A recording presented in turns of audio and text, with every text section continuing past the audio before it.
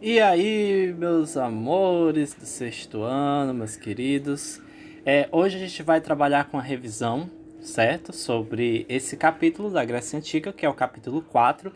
Lembrando ainda que é do módulo um, tá certo? Agora que a gente vai sair dele, a gente vai para o módulo 2.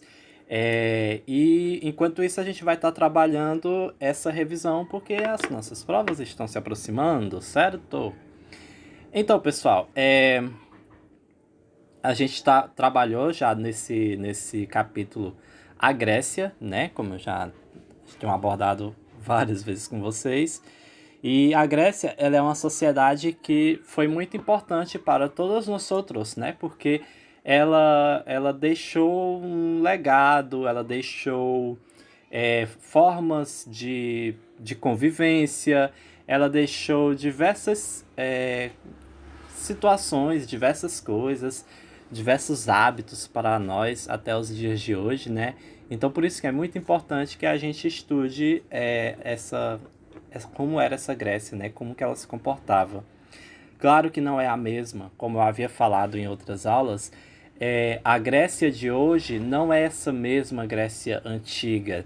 Nem mesmo os próprios gregos que tem lá são descendentes desses gregos antigos. Era uma sociedade completamente diferente. Mas é claro que é importante, é história, né? Fez história. E nós vamos já para a primeira questão, tá bom? Essa atividade ela é referente às páginas 38, tá na página 38, página 39, 40. Eu coloquei a 41, mas eu retirei depois, certo? Porque a 41 ela tá tratando de um assunto que eu não trabalhei com vocês, então eu excluí isso. Então vai ser de 38 a 40, tá bom? Então vamos lá, a primeira questão. Observe o mapa a seguir referente à civilização grega na antiguidade. Lembrando que eu não tenho. A única coisa que eu fiz aqui foi colocar essa imagem. Vocês têm o livro nas mãos, tá bom? As respostas, claro que vão estar aqui, mas é importante que vocês façam, né? E vejam bastante se coincide com aquilo que você já estava pensando, que você já iria colocar. Então é muito importante você sempre fazer essa observação, tá bom? Lembrando que qualquer dúvida você não vai poder me interromper agora, mas você pode me chamar, tá bom? Para poder questionar. Esse é o mapa da Grécia Antiga. E esse mapa ele está mostrando os povos que formaram a civilização grega. Nós vamos, se a gente for comparar com o mapa de hoje, a Grécia diminuiu muito, né? Mas esse era o mapa de antigamente e tinham vários povos.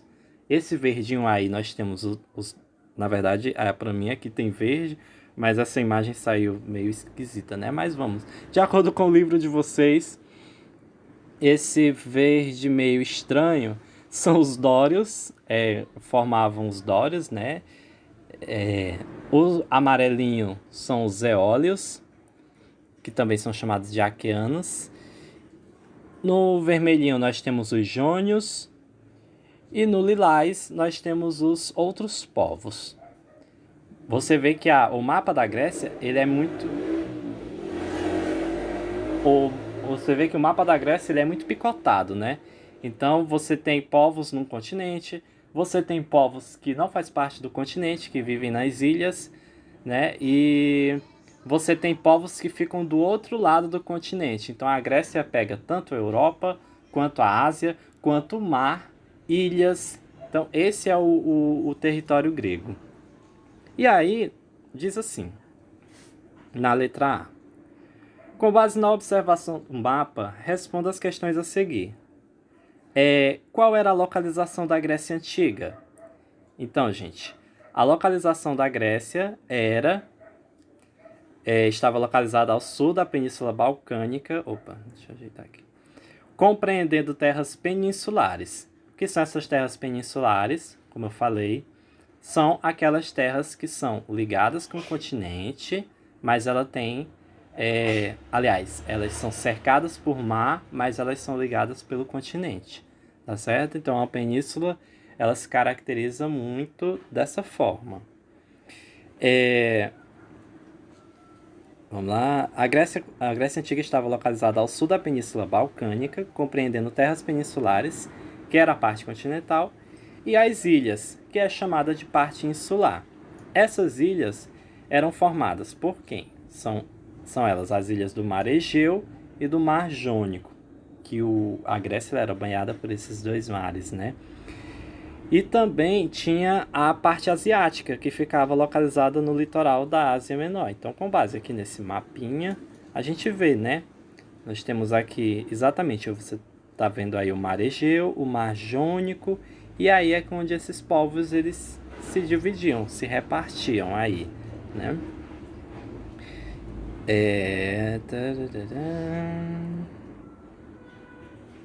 E lembrando que ele pegava essa parte da Ásia, né? Não podemos esquecer. Não eram tantas terras, mas tinha um trechinho ali da Ásia para eles. Quais foram os grupos? Oh, meu Deus, será que vai ficar sempre apertando isso? Quais foram os grupos formadores do povo grego? Esses grupos foram quem? Os aqueus, né? Os jônios, os eólios, os dórios e os povos que vieram da Ásia e de outras partes da Europa. Esses povos tá aí no mapa já dizendo, né? Tá dizendo bem direitinho aí quem são cada um deles. Foram eles que formaram os povos gregos. Aliás, o povo grego. Eram vários povos e desses povos vieram os que chamamos de gregos, né? Acredito que deu para vocês entenderem direitinho. Então, gente, eles eram assim formados. Não era uma região onde tinham esses povos e formaram um único povo, que a gente pode dizer assim, embora eles não fossem unidos. Que a gente vai entrar mais para frente porque que eles não eram unidos, né?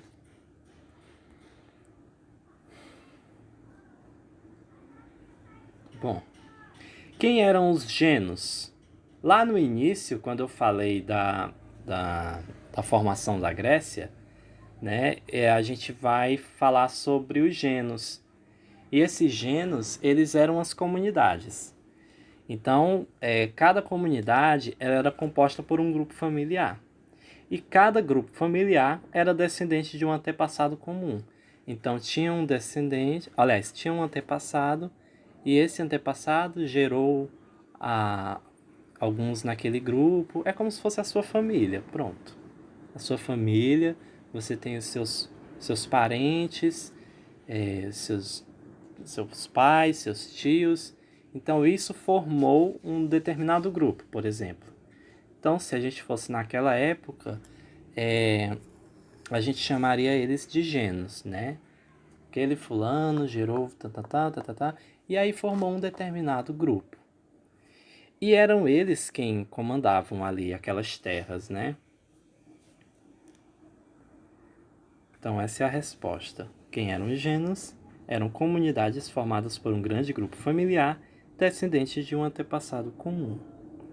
E quais funções o patriarca exercia nos genos? Gente, vai aparecer talvez alguns erros aqui, porque isso foi digitado, né? Então, pois foi digitado. Tive que passar tudo isso para um slide. Mas tudo bem. Vocês me perdoem. Quais foram as funções que o patriarca exercia? Você sabe que os genos era uma sociedade patriarcal, né? O que eu posso caracterizar como uma sociedade patriarcal? Uma sociedade onde um homem ele tem autoridade, né? Autoridade máxima ali. Então ele é o chefe. Quando a gente fala de sociedade patriarcal, a gente remete à ideia de pai, né? Porque eram eles quem tinham essa função sobre a família. Então, eles exerciam as leis, eles exerciam como que eles deveriam se comportar, como que aquela determinada comunidade deveria se comportar. E a função deles eram essas, né? Eles eram militares, Eles tinham funções jurídicas, ou seja, eles julgavam, né, também, eles determinavam as punições. Eles tinham funções administrativas, né, que eles organizavam a administração da família. E além de tudo, eles tinham também uma função religiosa, né? Então, a figura patriarcal, ela vai ser muito importante nos gênios e vai determinar tudo isso, até mesmo na religião. E isso influencia muito, porque os deuses gregos, que a gente vai ver um pouco mais na frente, eles têm características humanas muito fortes. Inclusive, não apenas na semelhança, eu não falo de semelhança, eu falo também de atitudes, né? Que você olha e diz assim, poxa, era um Deus? Como que ele pôde fazer isso e tudo? Porque eles têm muito essa presença humana. Então, acho que a gente pode considerar muito daí, dessa formação dos gênios, essa ideia também dos deuses antigos, né? E na letra E diz assim: por que as comunidades gentílicas entraram em crise? Qual foi o resultado de tal situação? Então, gente, nada durou para sempre, né? Uma hora os gênios iriam entrar em crise. E qual foi? Por que eles entraram? Por que foi que aconteceu? Bom, o que aconteceu foi que a população ela cresceu bastante. E aí não existia terra para todo mundo. Logicamente, muita gente, pouca terra. Muita gente, pouco alimento. Né? Você precisa ter uma determinada quantidade para satisfazer, para atender toda uma demanda de pessoas, né? As propriedades passaram a ser controladas por poucas pessoas. Então, essas propriedades saíram de um grupo saíram essas propriedades elas saíram desses grupos e passaram a ser controladas por um grupo mais restrito. Então, se antes eles tinham mais liberdade com questão de propriedade, eles passaram a não ter mais. Exatamente porque tem muita gente, né? Então, vai se restringir. E os gênios, eles deram lugar às cidades-estados, ou polis. Porque aí eles foram e formaram essa sociedade, aliás, eles formaram essas cidades, né? Através dessa saída um pouco dessa concentração de terras e tudo. E foi aí que os povos começaram a se aglomerar. Porque a lógica das cidades é essa. É uma aglomeração que existe. Então vai uma quantidade X de pessoas se localizar próximo a um rio, por exemplo. Né? As cidades antigamente, vocês sabem que eram muito próximas ao rio, exatamente por quê? Para que houvesse facilidade de plantar. Né? A agricultura era muito presente para eles. Então a resposta é essa, porque a população cresceu e não existia terra para todos, pois as propriedades passaram a ser controladas por poucas pessoas. Os gênios deram lugar às cidades-estados, ou que também chamamos de polis. A segunda questão diz o seguinte: sobre a organização de governo que se estabeleceu nas cidades-estados gregas, relacione as formas de governo com suas respectivas descrições. Então eu tenho aqui 3 formas de governos. Eu tenho a democracia, eu tenho a oligarquia e eu tenho a tirania. E aí? Qual a característica de cada uma? Será que você sabe definir a característica de cada uma dessas sociedades, desse sistema de governo, só pelo nome? Você sabe o que é uma democracia, uma oligarquia, uma tirania? Se você não sabe, a gente vai ver agora. Temos assim: governo de poucas pessoas, geralmente de um grupo específico da sociedade. Uma pausa aí para você pensar. Quem era esse governo de poucas pessoas? Acertou quem disse que é oligarquia. A oligarquia é um governo onde grupos, pequenos grupos, liderados por algumas pouquíssimas pessoas, elas vão determinar o poder. A oligarquia ela acontecia não somente na Grécia. Acreditem, até hoje existem cidades que vivem um regime de oligarquia, certo? Quando você vê que um determinado local, ele é controlado praticamente por uma só pessoa, ou um grupo, ou uma só família, você pode dizer que ali é uma oligarquia. Claro que hoje não é a mesma coisa, né? Naquele tempo era descarado, se dizia assim, esse governo só pertence a esse grupo, né? E hoje não, hoje dizem que é uma democracia, mas algumas cidades nem sequer vivem esse sistema de governo, nem sabem o que significa, né? Então, a resposta certa aqui é a letra B. E o que seria o governo do povo? Aonde que o povo manda? Em qual desses dois governos, democracia ou tirania, eu posso dizer que o povo tem um pouquinho assim de autonomia, de autoridade para falar alguma coisa ou decidir alguma coisa? Acertou quem falou democracia, né, gente? Democracia é a característica, aliás, a característica principal da democracia é esse governo do povo, ou seja, ele sai de uma figura única e ele passa a ser direcionado mais ao povo. O povo tem mais direito de escolha. Ele tem mais direito de falar, de se expressar, de decidir. E claro que na época não era a mesma coisa, né? A democracia na Grécia não é a mesma que a gente vive hoje. Mas foi fundamental, porque construiu uma forma de pensar diferente, né? Saiu de uma figura única para uma figura pública. As pessoas elas passaram a ter mais domínio sobre a política.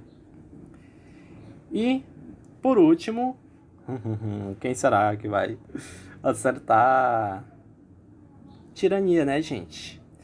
A tirania era o governo de apenas uma pessoa, que geralmente tomou o poder à força. Então, quando alguém dominava a política de uma forma muito assim estranha, numa espécie de golpe, ou numa espécie de que ele tomava ali e ele mandava e desmandava e ninguém mais poderia tomar o controle daquela situação, aí sim você pode chamar de tirania. E quem adota um regime de tirania é chamado de tirano. Isso aconteceu lá na Grécia e em muitas cidades e estados. Pronto. E você vai acompanhar o texto no seu livro, né? Que eu não ia colocar o texto aqui. Vocês mesmos vão procurar o texto e vamos fazer a leitura e tentar entender. Embora eu não esteja com o texto aqui, eu vou ler para vocês, né? Não vou colocar ele no slide, mas eu vou ler. Se, de um lado, durante o período clássico, a democracia ateniense foi cada vez mais abrangente no que diz respeito ao cidadão, de outro, ela fechou-se mais e mais para metecos e escravos. Até 451 a.C., para ser cidadão, bastava ter um dos genitores atenienses. Neste caso, Péricles promulgou uma lei estabelecendo que somente os filhos de pai e mãe atenienses poderiam ser considerados cidadãos. Olha só, interessante. Na letra A, ele diz assim: com base no texto, explique o que foi a democracia ateniense. Aí eu já tenho a resposta, mas eu vou explicar um pouco para vocês, né? A democracia ateniense que conhecemos é atribuída a Clístenes. Para os atenienses, a democracia era a garantia de participação política direta, ou seja, não se escolhiam representantes para legislar, eram os próprios cidadãos que revezavam nessa tarefa. Esta tarefa era conferida aos filhos de pai e mãe atenienses, que eram maiores de idade. Gente, essa é a resposta. Agora a gente vai discutir a resposta. Essa democracia ateniense, ela que a gente atribui a Clístenes, né, que teve essa ideia da democracia, trouxe essa ideia de democracia, ela chega em Atenas de uma forma muito assim, que a gente para pensar numa situação que Atenas vivia, que era a cidade-estado, né, onde ela vai surgir, e Atenas ela vive muitos conflitos políticos, muitos e muitos mesmo. Então, antes tinha um governo, eram os proprietários de terra que mandavam ali. Lembrando que a terra em Atenas já era precária, né? Que a gente já falou que a situação de Atenas era meio complicada, porque o solo era rochoso, então dificultava a agricultura, por isso que eles saíam para o mar. Então, você já vê que terra já não era uma coisa muito boa lá, né? E aí esses grupos mandavam e desmandavam lá, até que vem a ideia de democracia. Quando a democracia chega, ela não vai abranger todo um povo, como hoje no Brasil a gente tem, democracia é isso, democracia é X, você tem, você tem direitos, você é um cidadão. Cidadão brasileiro hoje é a partir do nascimento, a partir de quando você registra a pessoa, você já é considerado um cidadão. Você já tem direitos. Se você tem um CPF, você já é um cidadão, você já tem direitos. Ai, tio, eu não tenho CPF. Mas você foi registrado assim que nasceu. Você é um cidadão brasileiro. Atenas não enxergava dessa forma. Atenas enxergava que, para ser considerado cidadão ateniense, era necessário que a pessoa, o cara, fosse filho de pai e de mãe ateniense, certo? E olhe lá, estrangeiro jamais, né? Não era considerado cidadão. E a gente vai falar mais um pouquinho, porque é a resposta da próxima pergunta, eu não vou falar agora.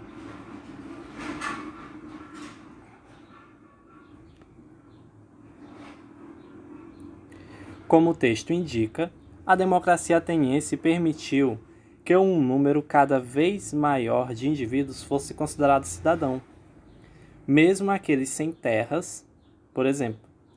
Porém, outros grupos permaneceram excluídos politicamente. E quem eram eles?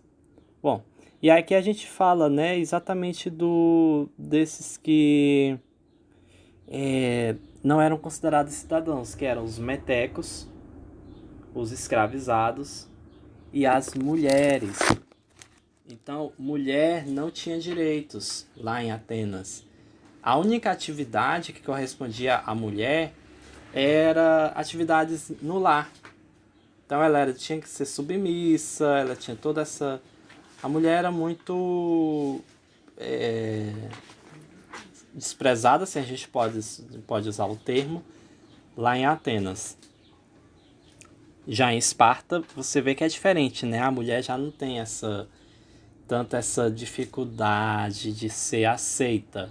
Ela já pode frequentar ambientes diferentes, ela já pode malhar, ela já pode treinar, porque o corpo dela ele é considerado um corpo, vamos dizer assim, vamos usar o termo sagrado, porque é ela quem vai gerar os guerreiros, né? Então, a mulher em Esparta já é um pouco diferente. E é isso. Esses eram os que eram excluídos da sociedade. O modelo democrático ateniense foi utilizado em todas as polis gregas. Por quê? E aí, gente? Quando a gente fala Grécia, a gente pensa que a gente está trabalhando de um povo unificado, um povo que pensava igual, né? Mas não.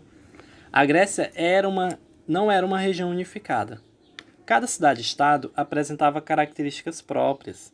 E vale lembrar que Esparta, por exemplo, manteve um modelo diárquico de governo, que era o quê? A cidade de Esparta ela tinha uma monarquia, ela tinha rei. E os soldados, aliás, as pessoas, elas viviam em prol do exército, né? Então você nascia e com 7 anos de idade, você menino já era entregue para o Estado. E ele era quem decidia o que você ia ser, o que você ia fazer. É muito interessante essa lógica de Esparta. filhos que nasciam com defeitos, assim, com defeitos, usar o termo defeitos, mas para eles, viu, gente?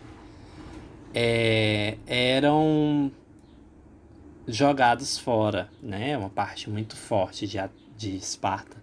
Eles não ficavam com suas crianças que portavam alguma deficiência, por exemplo. Que para eles, utilizando o termo aqui, eram defeitos, eram maldições dos deuses. Então, eles acreditavam dessa forma. E claro, para nós, não é. Certo? A gente tem outra visão hoje. Mas era aquela sociedade, né? Era aquele povo. Tá. Então, elas eram diferentes. A democracia ela não vai ser utilizada em Esparta, por exemplo. E é exatamente o grande embate que existe entre as duas cidades, né? Que elas são cidades muito importantes. Atenas ela queria ter o domínio total, ela queria controlar todas as outras, ela se sentia e ela se achava melhor que as outras. E Esparta batia de frente com Atenas nesse sentido. A letra D diz assim: qual é a importância da democracia ateniense para a nossa sociedade atual? Bom, o modelo de democracia ateniense não é exatamente igual ao do Brasil, né? Como eu já falei, a gente vive outro sistema. Mas foram os gregos que representaram os conceitos de democracia, que é o governo do povo, e a cidadania, que são os direitos e deveres do indivíduo de uma nação. Então, você nasce numa sociedade democrática, logo você precisa ser considerado um cidadão, né? Você tem direitos, você vai ter os seus direitos hoje, por exemplo, o direito de ir e vir, o direito de aprender a ler, escrever, tudo isso, né? E Atenas ela tinha o seu regime de democracia. Claro que era para um público restrito, era para um determinado tipo de povo, né? E era diferente, mas isso foi fundamental, porque isso construiu o pilar da nossa sociedade. No caso do exemplo ateniense, buscava descentralizar o poder das mãos de um único grupo e disseminar ele na sociedade. Então, o objetivo da democracia é esse, é tirar o poder das mãos de um e passar a gerenciar por um grupo maior. Né? Dessa forma que a gente pode enxergar a democracia lá em Atenas. Na quarta questão, tem uma cruzadinha. Eu não tenho uma cruzadinha aqui, mas vocês têm a cruzadinha no livro. E aí o que eu fiz? Coloquei as alternativas, né? E vocês vão pensar um pouquinho e depois eu vou dar a resposta. Na letra A diz: quem era o autor de Ilíada e Odisseia? Ilíada e Odisseia, que falam da guerra de Troia. Quem foi o autor? 5 segundos.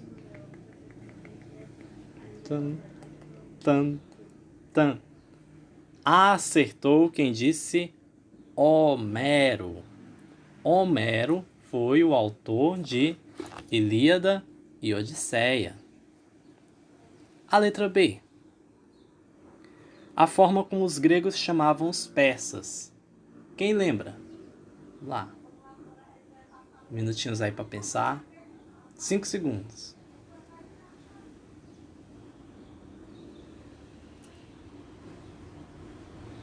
Vou dar mais um tempinho. Pode ir lá no livro, pesquisar. Acertou quem disse que eram os medos. Então, na letra B, os medos era a forma como os gregos chamavam os persas. Medos por quê? Porque eles chamavam... medos por que não? Esses medos é quem vai dar sentido para o nome guerras médicas, que a gente tem mais na frente, né? Então, quando as guerras médicas acontecem, é exatamente porque os gregos chamavam eles de medos. Não eram conhecidos como persas lá não, tá bom? Na letra C diz assim: Assembleia Popular em Atenas, criada pelo legislador Solon. Qual era essa Assembleia Popular? Um tempinho aí. Começa com E. Quem tem a prática de ler a Bíblia tem um livro que é muito parecido com esse nome. Acertou quem respondeu Eclésia. Eclésia era essa assembleia popular que era em Atenas e ela foi criada pelo legislador Solon. Na letra D, legislador grego do período clássico que realizou grandes obras e conquistou a simpatia das camadas populares na luta contra a aristocracia. Quem será? Começa com P. E hoje para nós hoje tem uma pessoa no meio social, meio artístico, que tem esse mesmo nome, muito famosa, canta pagode. Quem gosta de pagode sabe. Mais um tempinho aí. Quem era esse legislador grego? Acertou quem disse Péricles. Péricles foi esse carinha que conquistou o povo grego, né? Realizou grandes obras. Ele teve uma característica muito forte, não era isso que eu queria dizer. Teve uma importância muito grande na luta contra a aristocracia, que eram esses governos que eram controlados, né? Que dominavam ali aquelas terras. Letra E.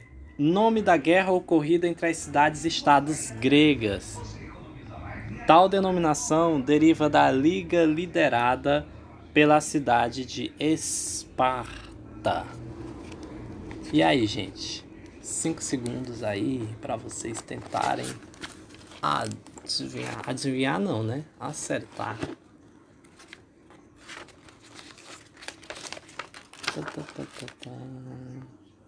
E aí, gente? Nós sabemos que haviam duas ligas, né? Haviam duas confederações. Existia a Confederação dos Delos, que era formada pelas cidades-estados que eram aliadas a Atenas. E nisso também vai ter a Liga do Peloponeso, que é exatamente a liga que Esparta vai formar com outras cidades, certo? E é o nome dessa liga que dá nome também à guerra. Então é a Guerra do Peloponeso. F. Parte mais alta da polis grega, lugar sagrado e público. Nela se localizavam os templos em que os gregos celebravam o culto aos deuses e decidiam o destino político da cidade. Então, nesse lugar, gente, era onde eles construíam os templos, onde eles se reuniam também para tomar decisões, o que ia acontecer na cidade. Que lugar era esse? Começa com A. Tempinho aí. Acertou quem disse Acrópole. É a Acrópole, certo? E a letra G, designação. Nossa, o nome de designação saiu 2 vezes aí. Tudo bem. Designação da cidade-estado na Grécia Antiga. Que outro nome a gente pode chamar a cidade-estado? Começa com P, hein? Lembrou a novela do SBT, hein? Acertou quem disse Polis. Então, só lembrar das aventuras da Poliana. É assim que a gente também chama uma cidade-estado lá na Grécia Antiga. Polis. Então, aqui tem um gabaritozinho. Cadê? Gabaritozinho. Na letra A. Aliás, na sequência aí, né? Da cruzadinha. É Homero, Medos, Eclésia, Péricles, Peloponeso, Acrópole e Polis. Ok? Quinta questão. A história antiga, como vimos, é o período delimitado entre o surgimento da escrita e o declínio do Império Romano. O Império Romano aí é com letras maiúsculas, viu? Aí saiu minúsculo, mas é letra maiúscula. que é nome próprio. Ou seja, 4000 a.C., 476. Dentro desse recorte temporal, a história da Grécia e da Roma antiga é chamada de Antiguidade Clássica. Esse nome também, o A é maiúsculo e o C é maiúsculo, mas aí saiu minúsculo. Considere a seguinte definição para a palavra clássica, utilizada no contexto da arte. Agora aqui é para a gente refletir um pouco, né? Por que a gente dá esse nome clássico, né? E Antiguidade Clássica? E por que é chamada de Grécia, essa parte da Grécia é chamada de clássica? E aí tem um textinho que fala assim: clássica é a obra que serve de modelo, que é considerada de importância fundamental para a humanidade, inovadora e fundadora e quase sempre antiga. Então, clássico remete também a algo mais antigo. Ou seja, é alguma coisa que deixou um legado, que deixou uma importância para nós. E aí na letra A diz assim: defina com suas palavras o período denominado de Antiguidade Clássica. Você consegue deduzir por que ele é assim... por que ele é assim chamado? Gente, essa pergunta, obviamente, ela é pessoal. Você vai responder de acordo com sua forma de pensar o porquê que a gente chama de Antiguidade Clássica, né? Mas por que gente? Deixando desde já a minha opinião, chamamos de Antiguidade Clássica porque foi nessa fase que a Grécia conseguiu deixar mais vestígios de coisas para nós nos dias atuais. Então, ela determinou muita coisa nesse período. Foi no surgimento da democracia, não posso falar muito que a resposta já dá outra questão, mas foram essas coisas que ficaram. Então, a gente pode determinar o clássico como algo que ficou. Então, por isso que a gente chama de Antiguidade Clássica, porque foi essa parte da Grécia que ficou para nós, né? Que foi o forte, foi o legado. E a letra B diz: quais as características políticas e culturais da Grécia Antiga podem ser citadas como modelo para as sociedades posteriores? A democracia, a arquitetura, a filosofia, né? A escultura, a mitologia, o teatro, entre outros. Essas 6 coisinhas ficaram como modelo. Hoje não é mais a mesma coisa, né? A democracia não é a mesma, né? Hoje em dia a gente vê uma democracia que ela é mais aberta e diferente daquela ateniense, que era fechada, tinha um grupo restrito para ela. A arquitetura, por exemplo, hoje você vê prédios gigantescos, arranha-céu gigantesco, diferente da arquitetura lá na Grécia Antiga. A filosofia, ela mudou, será? A gente estuda sempre, né? Platão, Aristóteles, Sócrates, nós estudamos. Mas vieram outros filósofos depois também. Ela serviu como modelo, ou seja, para outro tipo de pensamento. As esculturas também não são as mesmas. A mitologia também mudou. Aliás, mudou não. A mitologia nada mudou, na verdade. Só se modificou também ao mesmo termo. Só passou por outro processo, né? Cada sociedade deixa a sua forma. E a mitologia também. Isso eu posso colocar também aqui a religião, né? O teatro. Os teatros. Olha só, as novelas que vocês assistem hoje, os filmes, eles vêm desse teatro antigo na Grécia, né? Então, a forma de atuar, os dramas, as comédias, então tudo isso faz parte do legado da Grécia Antiga, que a gente chama de Antiguidade Clássica, tá bom? Pessoal, a página 41 vocês não vão fazer, como eu havia falado, né? Mas eu deixo uma atividade extra para vocês, e essa atividade é o seguinte: vocês vão fazer uma pesquisa sobre um dos deuses gregos. Irei sortear e cada aluno ficará responsável por um dos deuses. A atividade deverá ser entregue no dia 6 de outubro. Irei sortear cada aluno, na verdade, né? Aí tem mas vocês entenderam. Os deuses são Zeus. Eita, se eu tivesse em sala de aula agora ia ser uma guerra tão grande para ver quem que ia querer ficar com quem. Poseidon, Hera, Atena, Hades, Deméter, Hestia, Afrodite, Ares, Ártemis e tem mais um, Apolo. Esses deuses, irei dividi-los para cada um, irei fazer um sorteio e cada um vai ficar responsável por contar para mim um pouco da história desses deuses, tá bom? O que vocês vão fazer? Aliás, o que eu vou fazer? Irei sortear e mandar para o WhatsApp dos pais de vocês qual deus cada um vai ficar e vai falar sobre ele, tá bom? É uma pesquisa curta, mas uma pesquisa importante que vai ajudar a vocês a somar pontinhos também para a prova, certo? Até mais, um beijo e até a próxima aula.